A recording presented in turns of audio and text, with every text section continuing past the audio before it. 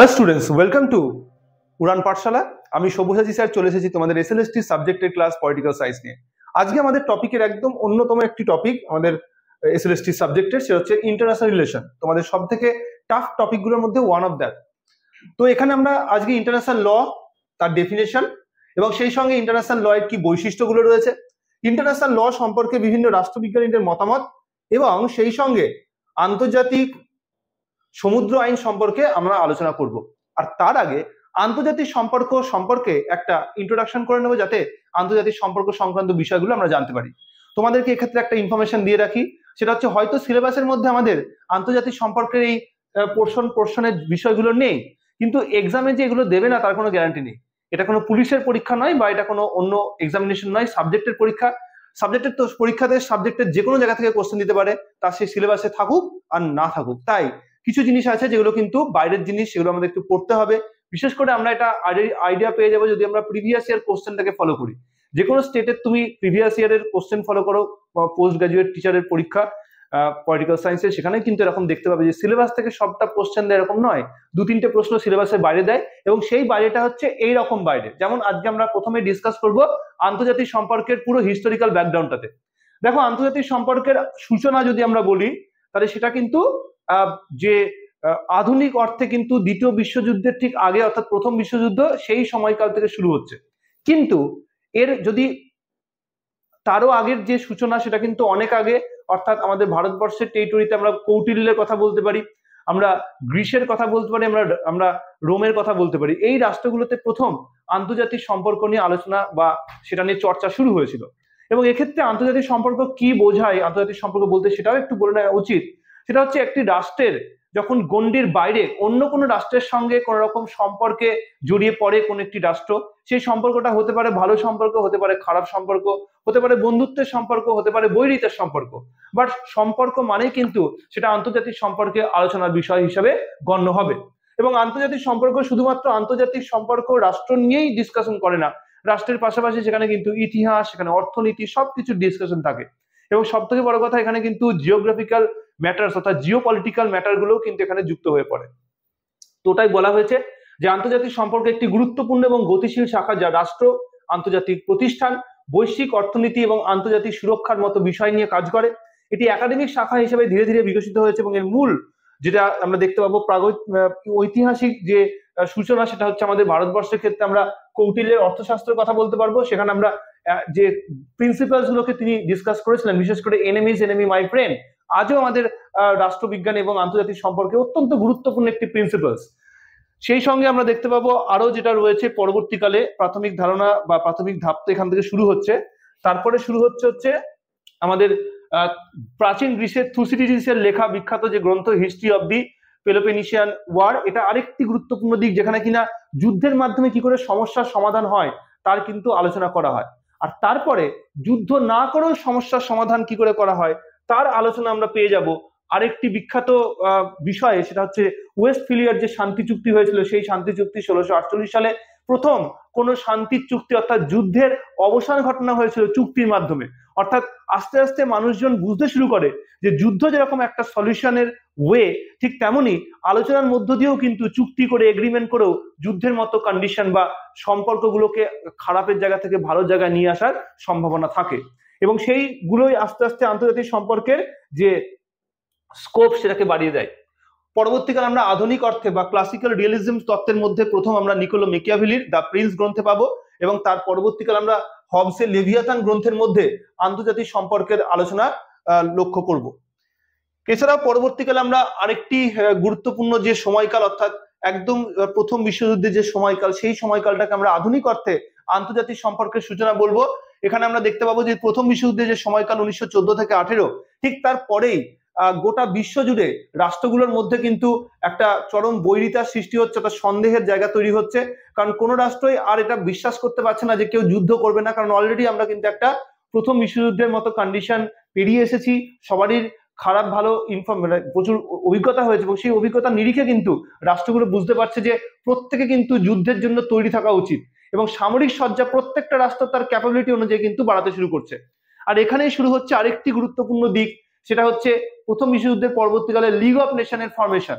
এই league of nation যদিও formation হয়েছিল যুদ্ধ এবং যুদ্ধ বন্ধ করা এবং শান্তি স্থাপন করার জন্য, কিন্তু কিছুদিন পরেই আমরা দেখতে পাবো যে লিগ অফ নেশন কিন্তু টোটালি ফেলিওর। 1939 সালের 1 সেপ্টেম্বর দ্বিতীয় বিশ্বযুদ্ধের সূচনার সঙ্গে সঙ্গে লিগ অফ নেশন যে পুরোপুরি ব্যর্থ সেটা কিন্তু প্রমাণিত হয়ে গেল, এবং আমরা দেখতে পাবো এরপরে 1945 পর্যন্ত দ্বিতীয় বিশ্বযুদ্ধের যে সময়কাল, সেই একই সঙ্গে কিন্তু আরেকটি গুরুত্বপূর্ণ আন্তর্জাতিক যে সংস্থা সেটা তৈরি করার যে ক্ষেত্র সেটা তৈরি হচ্ছে, এটা হচ্ছে ইউনাইটেড নেশন। অর্থাৎ লিগ অফ নেশনের জায়গায় ইউনাইটেড নেশনস সে কিন্তু তৈরি হচ্ছে, এবং এখানে কিন্তু গুরুত্বপূর্ণ কান্ট্রি হিসাবে আমরা দেখতে পাবো যে সেই আমেরিকা এবং ব্রিটেন তারাই কিন্তু উদ্যোগ নিচ্ছে। পরবর্তীকালে তার সঙ্গে যুক্ত হচ্ছে রাশিয়া, ফ্রান্স এবং চায়না, এবং এই রাষ্ট্রগুলোর সম্মিলিত প্রচেষ্টায় ইউনাইটেড নেশন অর্গানাইজেশন ফরমেশন হচ্ছে। এবং তারপরে কিন্তু আরেকটি নতুন দিকের সূচনা হচ্ছে। আমি বলেছিলাম প্রথম দিকে যে আন্তর্জাতিক সম্পর্ক প্রচন্ড পরিমাণে ডাইনামিক, প্রচন্ড পরিমাণে গতিশীল একটা বিষয়, এবং এখানে কিন্তু প্রতিনিয়ত পরিবর্তন হচ্ছে। আজকে কোনো রাষ্ট্রের সঙ্গে কোনো রাষ্ট্রের সম্পর্ক ভালো, তো কালকে সকালেই সেখানে কিন্তু খারাপ সম্পর্ক তৈরি হবে। আবার আজকে কারোর সঙ্গে সম্পর্ক খারাপ, তো আগামীকালেই দেখবে সেই দুটো রাষ্ট্র হচ্ছে পৃথিবীর সব থেকে সেরা বন্ধুরা রাষ্ট্র। তো এই রকম অ্যাক্টিভিটি এখানে আমরা দেখতে পাবো যে দুটো প্রধান মতাদর্শকে কেন্দ্র করে গোটা বিশ্ব কিন্তু দুটো ভাগে ডিভাইডেড হয়ে যাচ্ছে। একদিকে যেরকম রাশিয়া সে পুঁজিবাদী রাষ্ট্রবিরোধী একটা জোট তৈরি করছে, অর্থাৎ সমাজতান্ত্রিক রাষ্ট্রদের নিয়ে। অন্যদিকে আমেরিকা আবার সমাজতান্ত্রিক রাষ্ট্রবিরোধী একটা পুঁজিবাদী রাষ্ট্রদের নিয়ে জোট তৈরি করছে। এভাবে রাশিয়া আর ইউএসএ কে কেন্দ্র করে কিন্তু দুটো বিশাল জোটের সৃষ্টি হচ্ছে, যেটা গোটা বিশ্বে বাইপোলার সিস্টেমের ফরমেশন করছে। কারণ এর আগে ইউনিপোলার কন্ডিশন ছিল, ইউনিপোলার কন্ডিশন এর আগে মাল্টিপোলার কন্ডিশন ছিল, সেই মাল্টিপোলার কন্ডিশন বাইপোলারে শিফট হচ্ছে during the cold war period. এবং কোল্ড ওয়ার পিরিয়ডের পরবর্তীকালে কিন্তু আমরা দেখতে পাবো যখন রাশিয়া ভেঙে যাচ্ছে 1991 সালে, সেখানে কিন্তু ইউএস এর একাকী যে কর্তৃত্ব সৃষ্টি হচ্ছে তাকে আমরা ইউনিপোলার ওয়ার্ল্ড বলে ইন্ডিকেট করি। তো এই প্রত্যেকটা বিষয় কিন্তু আন্তর্জাতিক সম্পর্কের যে পরিসর সেটাকে বৃদ্ধি করছে। এখানে আমরা দেখতে পাবো বেশ কিছু তত্ত্বের সৃষ্টি হচ্ছে, বিশেষ করে বাস্তববাদী তত্ত্ব, উদারনীতিবাদী তত্ত্ব, তারা কিন্তু আন্তর্জাতিক সম্পর্ককে নিজের মতো করে ডিসকাশন করছে। এবং সব থেকে পপুলার সেই সময় আরেকটি তত্ত্ব হচ্ছে গঠনবাদ বা কনস্ট্রাকটিভিজম।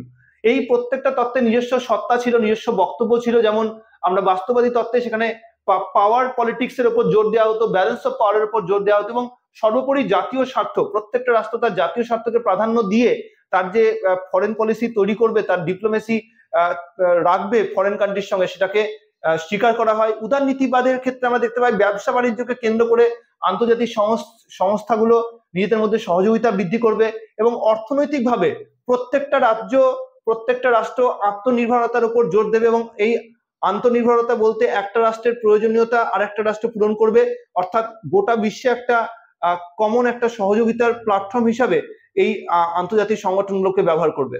আর কনস্ট্রাকটিভিজম বেসিক্যালি বিশ্বজোড়া কালচার, বিশ্বজোড়া যে বলতে পারো কালচারাল আইডেন্টিটি, এগুলোকে ইন্ডিকেট করে। এটা বেসিক্যালি বিশ্বায়নের কনসেপ্টটাকে ভালো করে ডিফাইন করে দেয়। এই হচ্ছে সেই ইউনিপোলার কন্ডিশন। আমি বলছিলাম যে প্রথম দিকে ইউনিপোলার কন্ডিশন আমাদের ছিল না, আমাদের মাল্টিপোলার কন্ডিশন ছিল প্রথম বিশ্বযুদ্ধের সময়কালে। এবং এই মাল্টিপোলার বলতে কিন্তু অনেকগুলো গুরুত্বপূর্ণ পাওয়ারফুল কান্ট্রি তৈরি হয়েছিল, এবং যারা কিন্তু আমাদের ভারতবর্ষের মতো বিভিন্ন রাষ্ট্রে, বিশেষ করে যেগুলো তৃতীয় বিশ্ব রাষ্ট্র, সেখানে কিন্তু তাদের যে ঔপনিবেশিক স্থাপন বা সাম্রাজ্যবাদী যে অ্যাক্টিভিটি তারা কিন্তু শুরু করেছিল। এরপরে আমরা দেখবো যে second world war, first world war হয়ে যাবে, তারপরে সেকেন্ড ওয়ার্ল্ড ওয়ার, দুটো ওয়ার্ল্ড ওয়ারের কন্ডিশনের পরেই শুরু হচ্ছে কোল্ড ওয়ারের পিরিয়ড, যেটাতে আমরা দেখবো রাশিয়া আর ইউএসএ কে কেন্দ্র করে দুটো কিন্তু জোট তৈরি হচ্ছে, এবং সেই জোটেরা বাইপোলার ওয়ার্ল্ডের কিন্তু সূচনা করে দিচ্ছে। এই সময় আরেকটি গুরুত্বপূর্ণ লক্ষণীয় বিষয় ঘটে, সেটা হচ্ছে যারা তৃতীয় বিশ্বের রাষ্ট্র তারা কিন্তু বসে না থেকে নন অ্যালাইনমেন্ট মুভমেন্ট বলে একটি অর্গানাইজেশন তৈরি করে, যেখানে কিন্তু নির্জট আন্দোলনের মধ্য দিয়ে রাষ্ট্রগুলো প্রত্যেকে নিজেদের একটা জোট তৈরি করছে। ছোট ছোট রাষ্ট্রগুলো যাদেরকে আন্তর্জাতিক ক্ষেত্রে সেভাবে পাত্তা দিত না, সেই রাষ্ট্রগুলো কিন্তু নিজেদের একটা প্ল্যাটফর্ম তৈরি করছে, যার মধ্যে এই মুহূর্তে 120+ কান্ট্রি কিন্তু রয়েছে। এবং সেখানে কিন্তু ইন্ডিয়া বিশেষ একটি গুরুত্বপূর্ণ ভূমিকা গ্রহণ করে।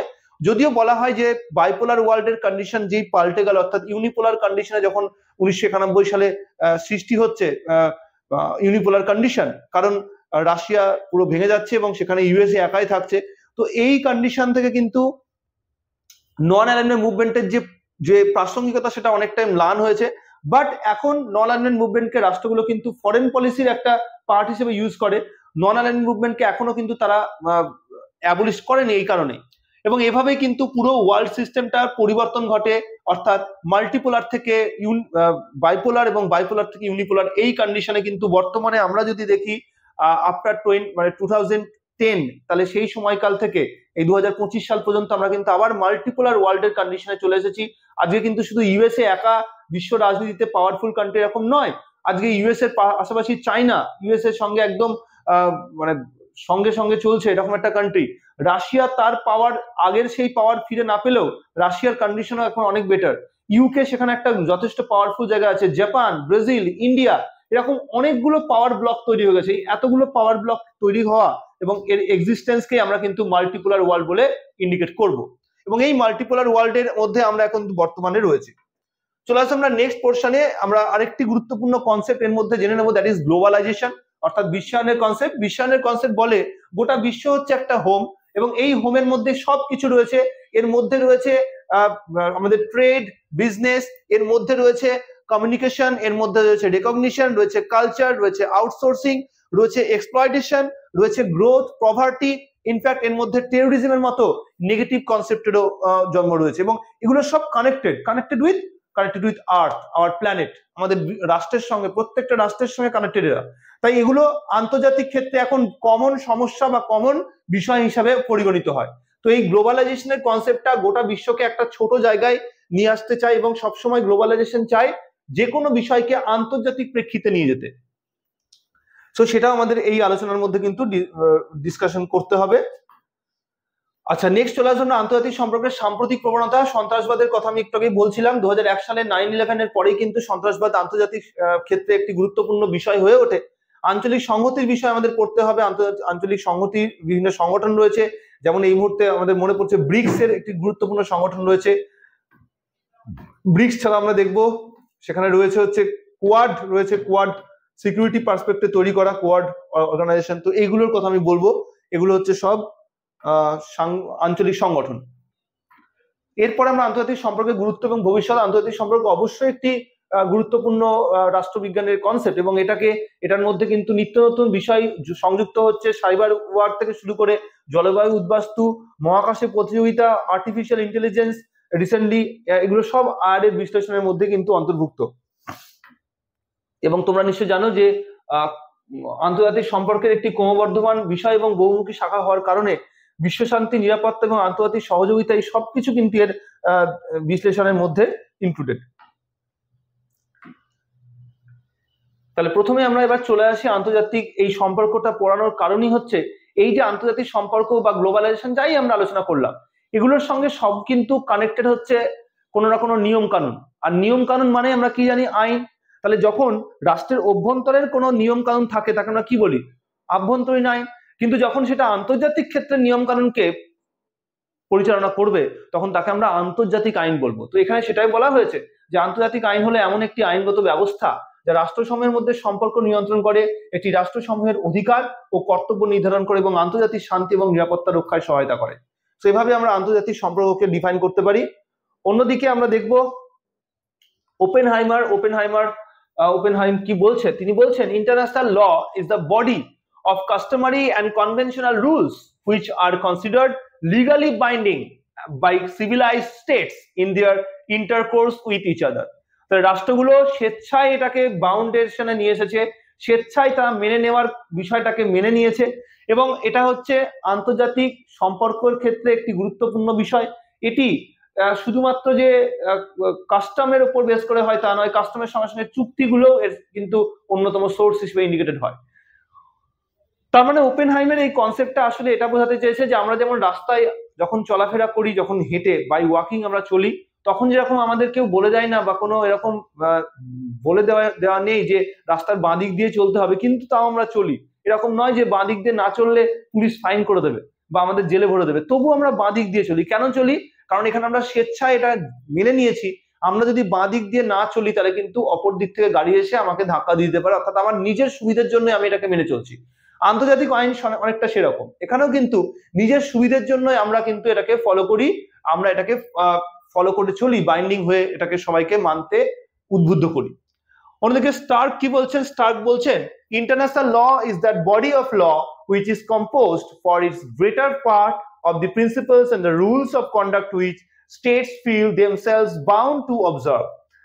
তাহলে দুজনের বক্তব্য এখানে সুন্দর করে বাংলায় দেওয়া আছে। আন্তর্জাতিক আইন হলো প্রথাগত চুক্তিভিত্তিক নিয়মাবলীর একটি সমষ্টি যা সভ্য রাষ্ট্রসমূহ পরস্পরের সঙ্গে সম্পর্ক স্থাপনকালে আইনত বাধ্যতামূলক বলে মনে করে। ওপেনহাইমের এই বক্তব্য মানে বক্তব্যের অর্থ হচ্ছে আন্তর্জাতিক আইন কেবল নিয়মের সমষ্টি নয়, বরং এমন নিয়ম যেগুলো রাষ্ট্রসমূহের পারস্পরিক সম্পর্ককে বজায় রাখতে সাহায্য করে, এবং সেই সঙ্গে এই সংজ্ঞাটি আন্তর্জাতিক আইনের প্রথা এবং চুক্তি দুটোরই যে গুরুত্ব রয়েছে উৎস হিসাবে সেটারও কিন্তু ইন্ডিকেশন করে দিয়েছে। অন্যদিকে আন্তর্জাতিক আইন এমন এক আইন সমষ্টি যা প্রধানত এমন নীতি ও আচরণবিধি নিয়ে গঠিত যেগুলো রাষ্ট্রসমূহ নিজেদের মধ্যে মান্য করতে বাধ্য বলে মনে করে। এটা আমরা স্টার্কের বক্তব্যে পাবো। স্টার্কের এই সংজ্ঞাটির অর্থ হচ্ছে আন্তর্জাতিক আইনকে এমন একটি নীতিসমূহের এবং নিয়মের সমষ্টি হিসেবে তিনি ব্যাখ্যা করেছেন যা কোনো ফোর্স বা বাধ্যবাধকতার উপর নির্ভর নয়, বরং রাষ্ট্রসমূহ নিজেরাই এটা স্বেচ্ছায় মেনে নিচ্ছে এবং নিজেদের দায়িত্ব মনে করে তা পালন করে। অন্যদিকে জেল ব্রেলি তিনি কি বলছেন, the law of the nations or international law may be defined as the body of rules and principles of action which are binding upon civilized states in their relations with one another. তার মানে জাতিসমূহের আইন বা আন্তর্জাতিক আইন বলতে এমন নিয়ম এবং আচরণগত নীতিমালার সমষ্টিকে বোঝানো হয় যা সভ্য রাষ্ট্রসমূহের পারস্পরিক সম্পর্কের ক্ষেত্রে বাধ্যতামূলক। তাহলে কিছু কমন জিনিস আমরা বারবার পাচ্ছি। নাম্বার ওয়ান, বাধ্যতামূলকের বিষয়, আমরা পাচ্ছি রাষ্ট্রগুলোর অন্তঃসম্পর্কের বিষয়, আমরা পাচ্ছি এখানে প্রত্যেকটা ক্ষেত্রে কিন্তু কিছু সোর্সকে ইন্ডিকেট করে দিচ্ছে, যে সোর্সগুলো হচ্ছে কাস্টম বা চুক্তি। H.L.A. হার্ট একদমই অন্যরকম ভাবে বলেছেন। তিনি বলছেন আন্তর্জাতিক আইন হলো এমন একটি নিয়ম সমষ্টি যা রাষ্ট্রসমূহ পরস্পরের প্রতি তাদের আচরণের মানদণ্ড হিসেবে স্বীকার করে। তাহলে তারা নিজেরাই এটাকে ইউনিট হিসেবে এটাকে এই একককে মেনে নিয়েছে। So international law is a set of rules accepted by the states as standards for their conduct towards one another. চলে আসবো নেক্সট ওয়ান, ইউনাইটেড নেশনস এর ইন্টারন্যাশনাল কোর্ট অফ জাস্টিসের স্ট্যাটিউট আর্টিকেল 38 বলছে sources of international law include international conventions, international custom and the general principles of law recognized by civilized nations. আন্তর্জাতিক আইনের উৎসসমূহের মধ্যে রয়েছে আন্তর্জাতিক চুক্তি, আন্তর্জাতিক প্রথা এবং সেই সাধারণ আইন নীতিমালা যা সভ্য রাষ্ট্রসমূহের দ্বারা স্বীকৃত। তাহলে দেখো ইউনাইটেড নেশনের ইন্টারন্যাশনাল কোর্ট অফ জাস্টিস সেও কিন্তু স্বীকার করছে যে এই আন্তর্জাতিক আইনের উৎস হচ্ছে কাস্টম এবং অবশ্যই ট্রিটিগুলো। তাহলে দেখে নিই আমরা আন্তর্জাতিক আইনের কি কি উৎস রয়েছে প্রধান। তাহলে এই পর্যন্ত আমরা কি দেখলাম? আমরা দেখলাম আন্তর্জাতিক সম্পর্ক বলতে কি বোঝায়, আমরা দেখলাম আন্তর্জাতিক সম্পর্কের পুরো স্টোরিটাকে জাস্ট ছোট্ট করে একটু তার ব্যাকগ্রাউন্ডটা দেখে নিলাম, কি করে আন্তর্জাতিক সম্পর্ক স্টেপ বাই স্টেপ আজকের দিনে পৌঁছেছে, এবং আন্তর্জাতিক সম্পর্কে মাল্টিপোলার ওয়ার্ল্ড বলতে কি বোঝায়, এই মাল্টিপোলার ওয়ার্ল্ডের আগে কি ছিল, বাইপোলার কখন ছিল, ইউনিপোলার কখন ছিল, সেটা আমরা দেখলাম। এবং আমরা সেই সঙ্গে আন্তর্জাতিক আইন বলতে কি বোঝায়, কারণ এই আন্তর্জাতিক সম্পর্ক পরিচালনার ক্ষেত্রে আন্তর্জাতিক আইনই সাহায্য করে। এবার আমরা ফোকাস করব আন্তর্জাতিক আইনের উৎসগুলো। দেখো প্রথমেই এই আর্টিকেল 38 এর ক্লজ 1 কে ফলো করেই আমাদেরকে বলতে হবে যে আন্তর্জাতিক আইনের উৎস হচ্ছে চুক্তি, এর উৎস হচ্ছে রীতিনীতি, এর উৎস হচ্ছে সাধারণ কিছু প্রিন্সিপালস রয়েছে আইনের সেগুলো, আর রয়েছে জুডিশিয়াল ডিসিশনস গুলো এবং বিভিন্ন স্কলারদের লেখা, এই সবই আন্তর্জাতিক আইনের সোর্স। তাহলে চুক্তি মানে ধরো দুটো রাষ্ট্রের মধ্যে চুক্তি হলো, তাহলে এই দুটো রাষ্ট্রের মধ্যে যে চুক্তি হলো সেই চুক্তি মোতাবেক কিছু নিয়ম কানুন তৈরি হলো, তাহলে সেটা কিন্তু আন্তর্জাতিক আইনের উৎস হিসেবে কাজ করবে। এছাড়াও কাস্টমারি কিছু রীতিনীতি ফলো করা হয়, আমাদের প্র্যাকটিস করা হয় বহুদিন ধরেই। যেমন বৈদেশিক দূতকে কোনো রাষ্ট্রই কিন্তু অ্যাটাক করে না। আমার দেশের কোনো দূত যদি আমার রাষ্ট্রের সঙ্গে যার সঙ্গে যুদ্ধ হচ্ছে, পাকিস্তানে যেমন এখন যুদ্ধ হচ্ছে, তো সেই রকম কন্ডিশনে আমার রাষ্ট্রের কোন একজন ব্যক্তি পাকিস্তানে দূত হিসেবে গেলে পাকিস্তানের সরকার কিন্তু তার উপর কোনো অ্যাটাক করবে না। আবার একইভাবে পাকিস্তানের থেকে কোনো যদি দূত আমাদের ভারতবর্ষে আসে তাহলে তার সঙ্গে ভারত সরকার ভালো ব্যবহার করবে। তো এই যে দূতের প্রতি ভালো সম্পর্ক করা, ভালো ব্যবহার করা, বা সিভিলিয়ানের উপর কোনো রকম অ্যাটাক না করা, যেমন ইন্ডিয়া কদিন আগে যখন পাকিস্তানে অ্যাটাক করেছে, পাকিস্তানের টার্গেটেড এরিয়া শুধুমাত্র মিলিটারি স্ট্র্যাটেজিক এরিয়াগুলোতে অ্যাটাক করেছে, কোনো সিভিলিয়ান এরিয়াতে অ্যাটাক করেনি। So this is call basic custom. এগুলো আন্তর্জাতিক যুদ্ধের ক্ষেত্রে ব্যবহার করা হয়, এইসব কাস্টম গুলোকে ফলো করা হয়। আর কি আছে? কিছু জেনারেল প্রিন্সিপালস আছে আইনের। যেমন ধরো আইন যখন তৈরি হবে তখন সেটা ইউনিভার্সাল তৈরি হবে, অর্থাৎ আইনটা কারোর জন্য এক একজনের জন্য এক এক রকম হয় না। আইন সবসময় সাম্যতা উপর বিলিভ করে। ঠিক যেমন জলকে তুমি যে গ্লাসে রাখবে তার শেপ নিয়ে নেবে, আইনও সেরকম। তো আইন কারোর প্রতি পার্সিয়ালিটি, কারোর প্রতি কম পার্সিয়ালিটি এরকম করে না। সো সেটা প্রিন্সিপাল। তো এরকম কিছু জেনারেল প্রিন্সিপালস আছে আইনের, যেটা আন্তর্জাতিক আইনের ক্ষেত্রেও অ্যাপ্লিকেবল হয়। আর রয়েছে কিছু মতামত, judicial decision. International court of জাস্টিসের কথা বললাম, নেদারল্যান্ডে রয়েছে দ্য হেগ শহরে আন্তর্জাতিক বিচারালয়। সেই আন্তর্জাতিক বিচারালয়দের রায় সেগুলোকে কিন্তু এই আন্তর্জাতিক আইনের সোর্স হিসেবে দেখা হয়। এবং সেই সঙ্গে সব থেকে গুরুত্বপূর্ণ সোর্স সেটা হচ্ছে যে ইউএন চার্টার, ইউনাইটেড নেশনের যে চার্টার, সেই চার্টারও গুরুত্বপূর্ণ সোর্স। আর রয়েছে বিভিন্ন স্কলারদের লেখালেখি। তাহলে দেখে নেবো আমরা ওয়ান বাই ওয়ান। এরপরে আন্তর্জাতিক আইন এবং আভ্যন্তরীণ আইনের মধ্যে কি সম্পর্ক রয়েছে। সো ফার্স্ট অফ অল দুটো বিষয়ের উপর বেস করে এই সম্পর্কটাকে ডিফাইন করা হয়। একটা হচ্ছে মনিজম কনসেপ্ট, হচ্ছে ডুয়ালিজম কনসেপ্ট।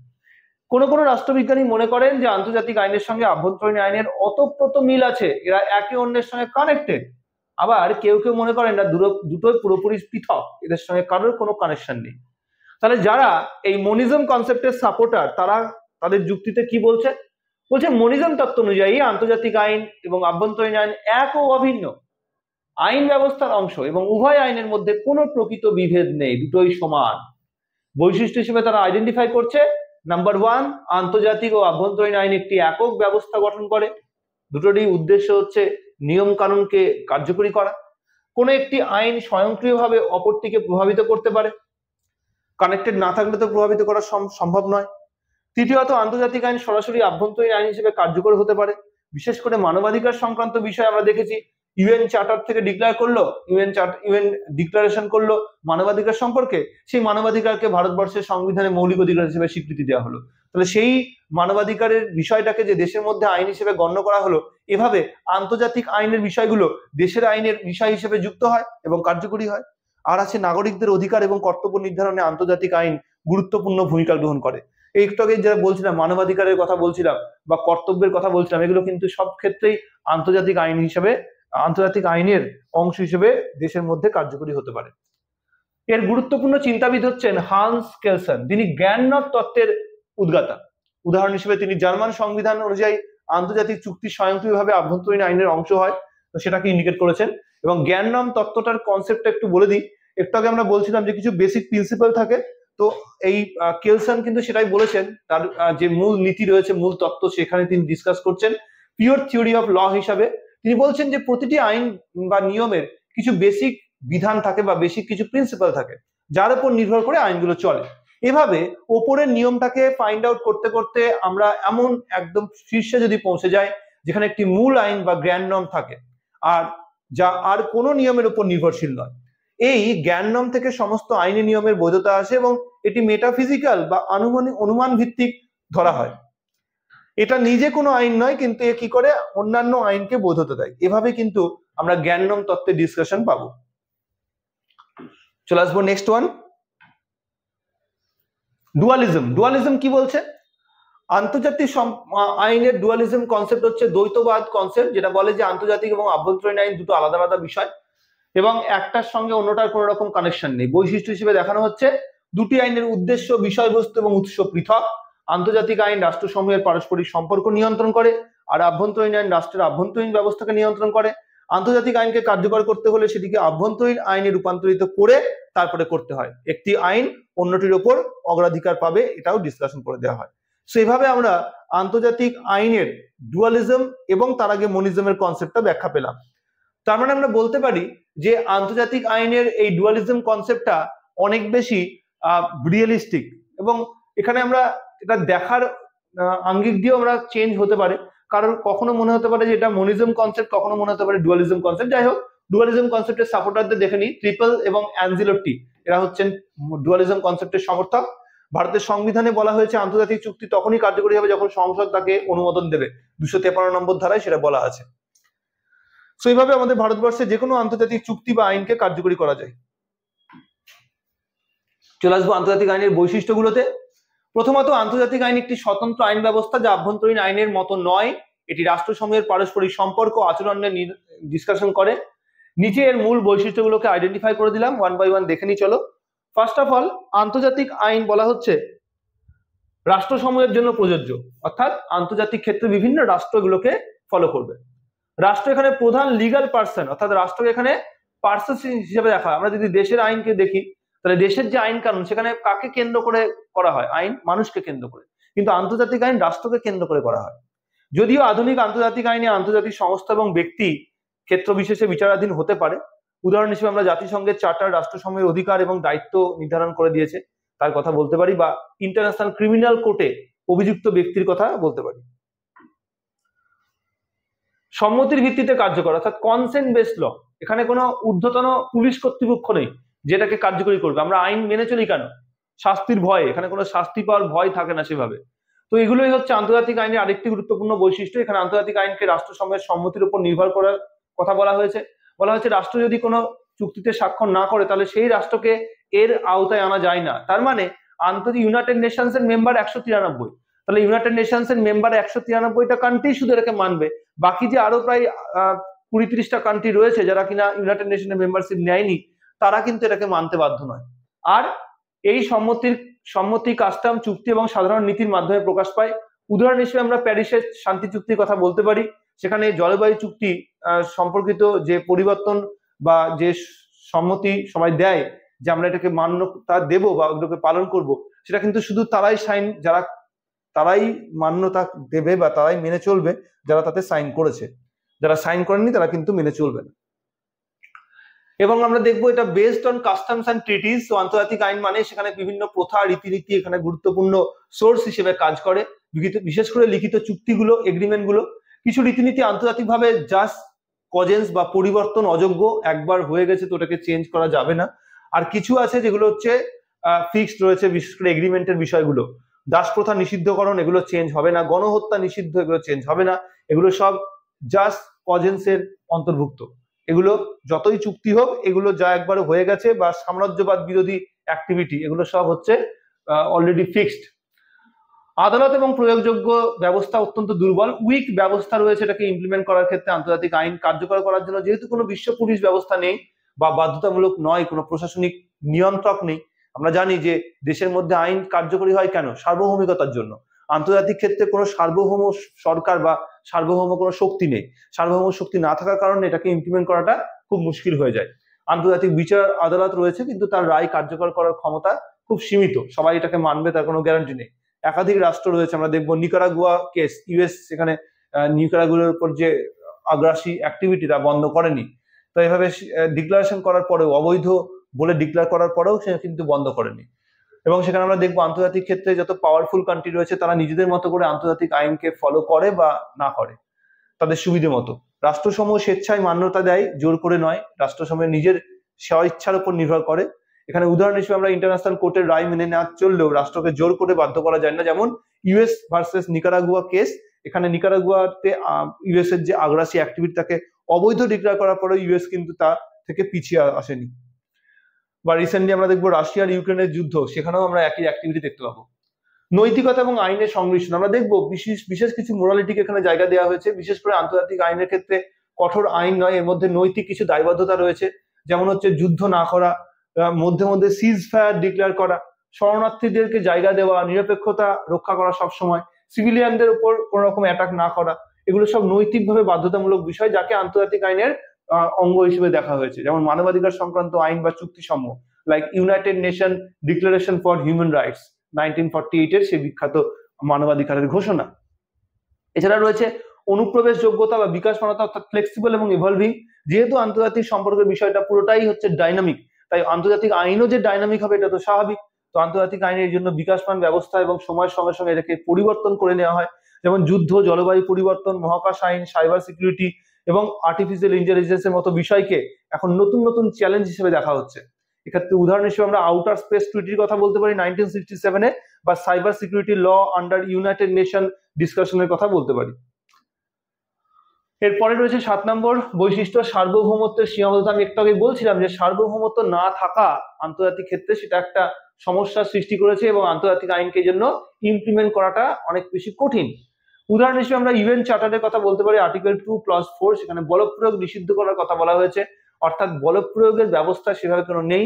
তবে যদি যুদ্ধের মতো কোনো কন্ডিশন হয় তাকে থামানোর জন্য অনেক সময় রাষ্ট্রগুলো সোলজার প্রোভাইড করে। ইন্ডিয়া যার মধ্যে অন্যতম শরিকি কান্ট্রি, যে সব থেকে বেশি আজ অব্দি ইউএন পিস কিপিং প্রসেসে ইন্ডিয়ার সোলজার গিয়েছে, অংশগ্রহণ করেছে।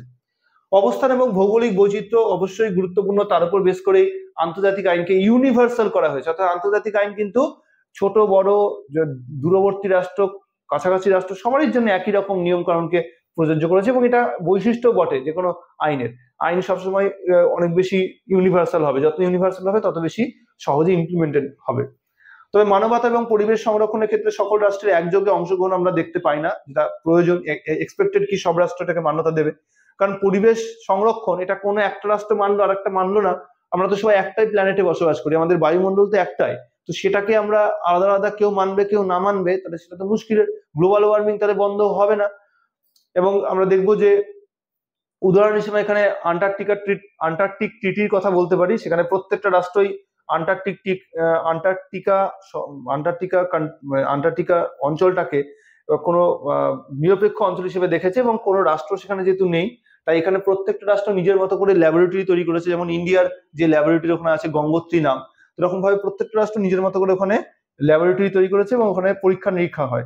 তো এগুলো সব আন্তর্জাতিক ক্ষেত্রে মেনে নেওয়া হয়। বা আমরা দেখবো যে হাই সি এরিয়া, যে সমুদ্রের যে হাই সি এরিয়া, সেখানে কি প্রত্যেকটা রাষ্ট্রের নিজস্ব মানে এখতিয়ার রয়েছে, যে সেখানে তারা খনি থেকে কোনো রকম কোনো প্রোডাক্ট উত্তোলন করতে পারে। আন্তর্জাতিক সংস্থার মাধ্যমে পরিচালিত হয়। বিভিন্ন আন্তর্জাতিক সংস্থা রয়েছে আন্তর্জাতিক আইনগুলোকে ইমপ্লিমেন্ট করার ক্ষেত্রে। বিশেষ করে আমরা এখানে United Nation, World Trade Organization, ICC বা আইএলওর কথা বলবো। ডব্লিউএইচও তো ওয়ান অফ দেম। ডব্লিউএইচওর যে গাইডলাইন বা নিয়ম, সেগুলোকে আমরা করোনা পিরিয়ডে নিশ্চয়ই মনে আছে তোমাদের, আমরা ওটাকে খুব স্ট্রিক্টলি ফলো করতাম। এছাড়াও সফট ল এবং হার্ড ল এর মধ্যে ফারাকও এখানে করে দেওয়া হয়েছে। হার্ড ল মানে যেগুলো বাধ্যতামূলক শুনতেই হবে, সফট ল হচ্ছে অনেক বেশি সেখানে নির্দেশিকা বা ঘোষণাপত্র দেওয়া থাকে, এগুলোকে সবাই মানবে তার কোনো গ্যারান্টি নেই, এগুলোকে চেষ্টা করবে কান্ট্রিগুলো মেনে চলার, এগুলো হচ্ছে অপশনাল।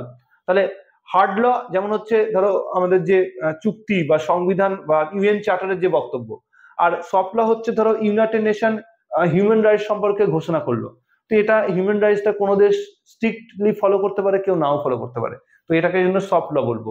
তাহলে ইউনাইটেড নেশন থেকে ডিক্লারেশন গুলো যেগুলো হয় সেগুলোকে আমরা সফট ল বলতে পারি, আর ইউনাইটেড নেশন থেকে যে চার্টারের মধ্যে যা বলা আছে সেগুলো হচ্ছে সব হার্ড ল। তো এই ফারাকটাও কিন্তু আন্তর্জাতিক আইন করে দিয়েছে। তাহলে এই আন্তর্জাতিক আইনের বৈশিষ্ট্যের মধ্যে এটাও পড়ে। তাহলে এতক্ষণ ধরে আমরা আলোচনা করে আমরা কি বুঝতে পারলাম? আন্তর্জাতিক আইন কি বাধ্যতামূলক? Is the international law binding? Yes, অবশ্যই বাইন্ডিং, কারণ এখানে রাষ্ট্রসমূহ স্বেচ্ছায় এটাকে বাইন্ডিং করার বিষয়টাকে মেনে নিয়েছে। কিন্তু আইন প্রয়োগের জন্য যদি কোনো কার্যকরী শাস্তিমূলক ব্যবস্থা থাকে তাহলে সেটা আরো বেটার হতো। সেটাই এখানে সীমিত মানে এখানে একটা লিমিটেশন তৈরি করে, এবং যার ফলে আমরা দেখতে পাবো যে ঊর্ধ্বতন কোনো সার্বভৌম কর্তৃপক্ষ না থাকার কারণে এটা খুব ভালোভাবে কিন্তু ইমপ্লিমেন্ট করা যায় না।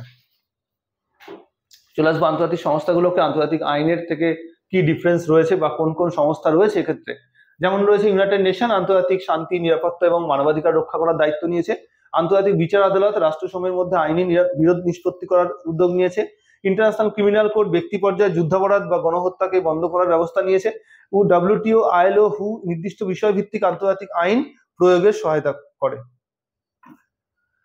এছাড়াও গুরুত্বপূর্ণ কিছু সুপ্রিম কোর্টের জাজমেন্ট, মানে ইন্টারন্যাশনাল কোর্টের জাজমেন্ট রয়েছে, যেমন Corfu channel case, UK versus Albania 1949 এর এই কেস আন্তর্জাতিক দায়বদ্ধতার বিষয়টাকে ডিক্লেয়ার করে দেয়। কাস্টমারি আইন ব্যাখ্যা করে দেয় 1969 সালে নর্থ সি কন্টিনেন্টাল সেলফ কেসে। আর নিকারাগুয়া ভার্সেস ইউএসএ কেস 1986 রাষ্ট্র কর্তৃক বলপ্রয়োগকে নিষিদ্ধ করে।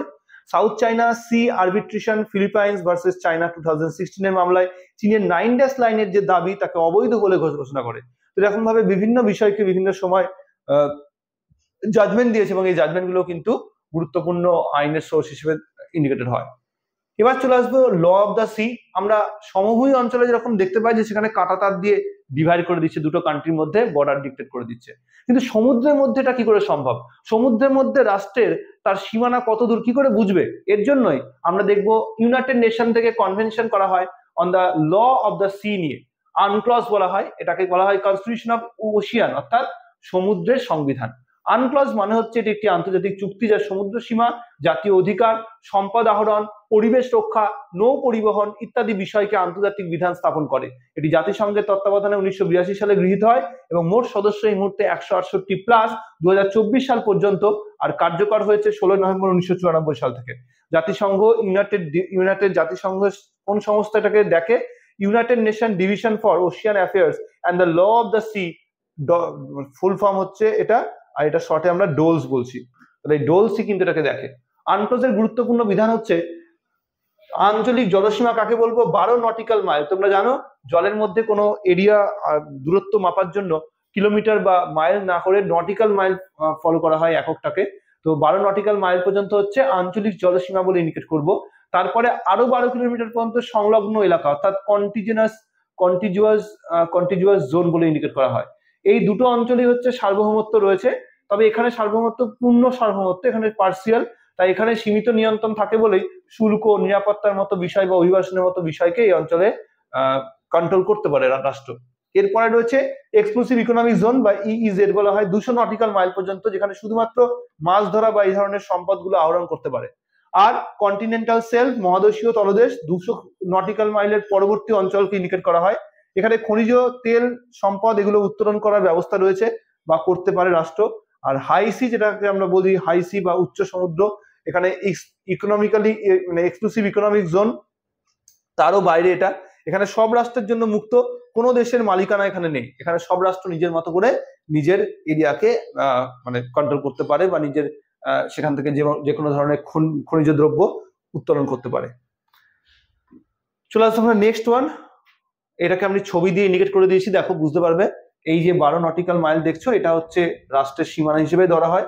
এটা পূর্ণ সার্বভৌমত্ব রয়েছে রাষ্ট্রের। এটা যদি কোনো একটা এ নামে রাষ্ট্র হয়, তাহলে এই পর্যন্ত রাষ্ট্রের সার্বভৌমত্ব পূর্ণ রয়েছে।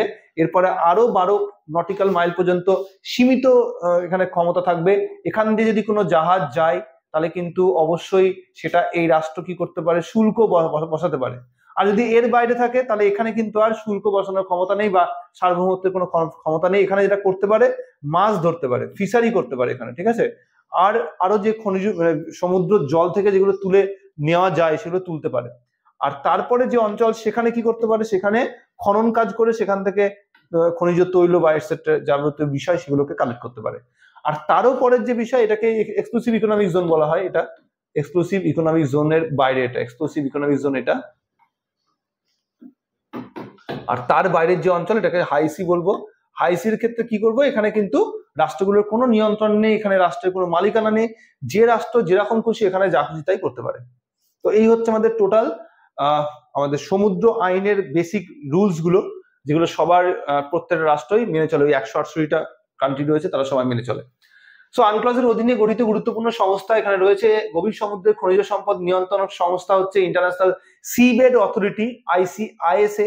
রয়েছে international tribunal for the law of the sea, ITLOS. UNCLOS সংক্রান্ত এটা রয়েছে হচ্ছে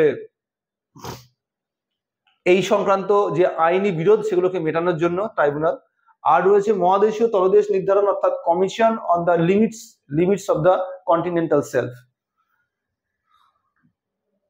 এখানে দেখো উল্লেখযোগ্য মামলাগুলো দেখানো হয়েছে। সাউথ চাইনা সি আরবিট্রেশন, যেটা 9 ড্যাশ লাইনের কথা বলছিলাম, এটা অ্যাকচুয়ালি কোন অঞ্চল? এটা অ্যাকচুয়ালি হচ্ছে ওই স্পেশাল ইকোনমিক এক্সক্লুসিভ ইকোনমিক জোনের মধ্যে পড়ে, কিন্তু সেখান দিয়ে কোনো জাহাজ গেলে চায়না কিন্তু তাদের কাছ থেকে ট্যাক্স চাইছে। তো এটাকেই অবৈধ বলে ঘোষণা করেছিল, কিন্তু তাও চায়না সেখানে কোনো পাত্তা দিচ্ছে না। So a new dash was added of eastern coast of Taiwan, forming the 10 dash line. Waters near the island of Brunei and Malaysia, দেখতেই পাচ্ছ এই সব রাষ্ট্রগুলোর সঙ্গে ব্যবসা বাণিজ্য করতে গেলে জাহাজগুলো তো দিতে যেতেই হবে, আর তখনই কিন্তু চায়না সেটা সুযোগ নিয়ে নেয়। আচ্ছা, চলে আসো আমরা নেক্সট ওয়ান। বাংলাদেশ এবং মায়ানমারের সঙ্গে এবং বাংলাদেশের সঙ্গে ভারতবর্ষের দুটো এরকম কেস হয়েছে, এবং দুটোতেই কিন্তু ভারতবর্ষ এবং মায়ানমার দুজনেই বাংলাদেশের কাছে হেরে গেছে। সেখানেও বাংলাদেশ 200 নটিক্যাল মাইলের অধিক ইকোনমিক মানে এক্সক্লুসিভ ইকোনমিক জোন পেয়েছে। গুরুত্বপূর্ণ রায় এটা বাংলাদেশের জন্য, ঐতিহাসিক বিজয় এটা। এবং বাংলাদেশ ভার্সেস ইন্ডিয়াতে আমরা দেখবো যে পিসিএ বঙ্গোপসাগরের জলসীমা নির্ধারণের ক্ষেত্রে বাংলাদেশ 19,000 কিলোমিটার প্লাস বর্গ কিলোমিটার এলাকা পেয়েছে। চলে আসবো আমরা নেক্সট। সমালোচনা করা যেতে পারে আমাদের এই আন্তর্জাতিক আইনের প্রথমত প্রায়োগিক দুর্বলতা, এটা সমস্যার সব থেকে বেশি। এবং আর নির্দিষ্ট আইনগত কর্তৃত্ব নেই, কোনো সার্বভৌমত্বের কোনো কর্তৃত্ব নেই এখানে। শক্তিশালী রাষ্ট্রের আধিপত্য এখানে বেশি, যারা পাওয়ারফুল কান্ট্রি তারা তাদের মতো করে এই আইনকে মোল্ড করে নেয়। একটি পূর্ণাঙ্গ আদালতের অভাব, অর্থাৎ কমপ্লিট কোনো কোর্ট নেই, শুধুমাত্র পরামর্শদান এলাকায় রয়েছে এবং সেই সঙ্গে খুব সামান্য কিছু বিষয়ের জাজমেন্টও দেয়। আন্তর্জাতিক আইন মূলত রাষ্ট্রকেন্দ্রিক এবং মানুষ কেন্দ্রিক নয়, ব্যক্তি কেন্দ্রিক নয়, সেটা একটা সমস্যা দিক। অনেক চুক্তি এবং প্রথাগত আইন অস্পষ্ট ভাষায় লেখা আছে, ফলে সেটার ব্যাখ্যা সঠিকভাবে নেই এবং প্রভাবশালী রাষ্ট্র এবং গোষ্ঠীর রাজনৈতিক স্বার্থ প্রায়ই আন্তর্জাতিক আইনের পরিপন্থী হলে তারা কিন্তু এটাকে ফলো করে না। তো যেখানে রাষ্ট্রগুলো নিজেরাই নিজেদের মান্যতার উপর ডিপেন্ড করে এটাকে কার্যকরী করা, তাতে যদি তারা এটাকে না মানে তাহলে তো অবভিয়াসলি সেটা ফলো হবে না। চলে আসবো কয়েকটা সম্ভাব্য প্রশ্নতে। Which article of the international court of justice statute list the sources of international law? So article 38 of ICJ, যেখানে আমাদের আন্তর্জাতিক আইনের উৎসগুলো হিসাবে ইন্ডিকেট করে দিয়েছে চুক্তি এবং সেই সঙ্গে কাস্টম গুলোকে। চলে আসবো দ্বিতীয় প্রশ্ন। আন্তর্জাতিক আইনের উৎসগুলি কোন ধারায় তালিকাভুক্ত? ওটারই বাংলা, প্রত্যেকটারই বাংলা লেখা আছে। The theory of grand norm is associated with which legal philosopher? তো হান্স কেলসন, তিনি হচ্ছেন মনিজম কনসেপ্টের সাপোর্টার। এই মনিজম কনসেপ্টের অন্যতম সাপোর্টার হিসেবে তিনি কিন্তু এই আইডিয়া দিয়েছেন। নেক্সট চলে আসবো আমরা, which case clarify that customary law requires general practice accepted as law? So continental, North Sea continental shelf case, এই মামলা এটাকে অ্যাকসেপ্ট করা হয়েছে এবং ডিসকাস করে দেওয়া হয়েছে কন্টিনেন্টাল সেলফ মামলায়।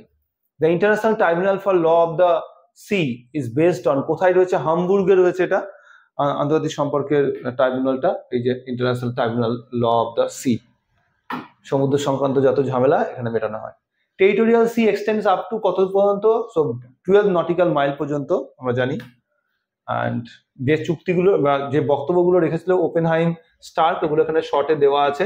লাইক ওপেনহাইম প্রথা এবং চুক্তির সমষ্টি বলেছে আন্তর্জাতিক আইনকে, স্টার্ক বলেছে রাষ্ট্রসমূহের বাধ্যতামূলক মনে করে এমন নয়, মানে এমন নিয়ম।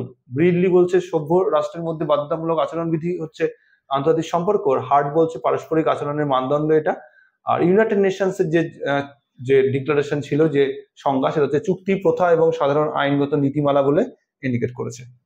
সো এই হচ্ছে আমাদের টোটাল আজকের বিষয়। তো আমরা যে পয়েন্টগুলোকে মনে রাখবো এই পোর্শন থেকে, অবশ্যই একটা হচ্ছে 1648 সালে ওয়েস্টফিলিয়ার চুক্তি, যেটা আন্তর্জাতিক ক্ষেত্রে প্রথম আলোচনার মধ্য দিয়ে যে ঝামেলা মেটে তার প্রমাণ দেয়। 1919 সালে ইন্টারন্যাশনাল রিলেশনের আনুষ্ঠানিক প্রতিষ্ঠা ঘটে। ইউনাইটেড নেশন অর্গানাইজেশন 1945 সালে আমরা দেখবো যে ফর্মেশন হয় অক্টোবরে। 1991 সালে সোভিয়েত ইউনিয়নের পতন শীতল যুদ্ধের সমাপ্তি করে এবং বাইপোলার ওয়ার্ল্ড থেকে বিশ্ব ইউনিপোলার ওয়ার্ল্ডে শিফট করে।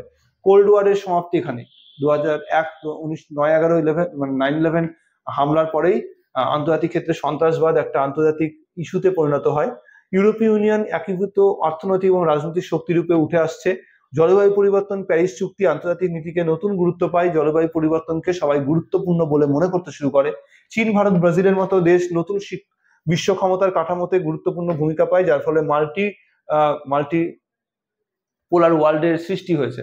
থুসিডিসিসের বিখ্যাত the history of Peloponnesian war হচ্ছে আন্তর্জাতিক সম্পর্কের ক্ষেত্রে রাজনীতির প্রথম বিশ্লেষণমূলক আলোচনা, তার মধ্যে আমরা পাই বিশ্লেষণমূলক আলোচনা। 1648 সালে ওয়েস্টফিলিয়ার এই চুক্তি হয়েছিল, যেখানে আমরা দেখবো আধুনিক ক্ষেত্রে সার্বভৌম জাতিরাষ্ট্রের প্রথম জন্ম।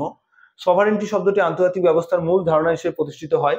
ইউরোপীয় রাষ্ট্রসমূহের আফ্রিকা এবং এশিয়ার উপনিবেশ গঠন করে বৈশ্বিক ক্ষমতার ভারসাম্য বদলায় এবং সেই সঙ্গে 1919 সালে ওয়েলসের ইউনিভার্সিটিতে প্রথম ইন্টারন্যাশনাল পলিটিক্সের একটি সংগঠন তৈরি হয়। প্রথম বিশ্বযুদ্ধ শেষে শান্তি প্রতিষ্ঠার উদ্দেশ্যে লিগ অফ নেশন ফরমেশন হলেও সে বেশি দিন টেকেনি। 1939 সালে দ্বিতীয় বিশ্বযুদ্ধের শুরু হওয়ার সঙ্গে সঙ্গে সেই লিগ অফ নেশনের সমাপ্তি।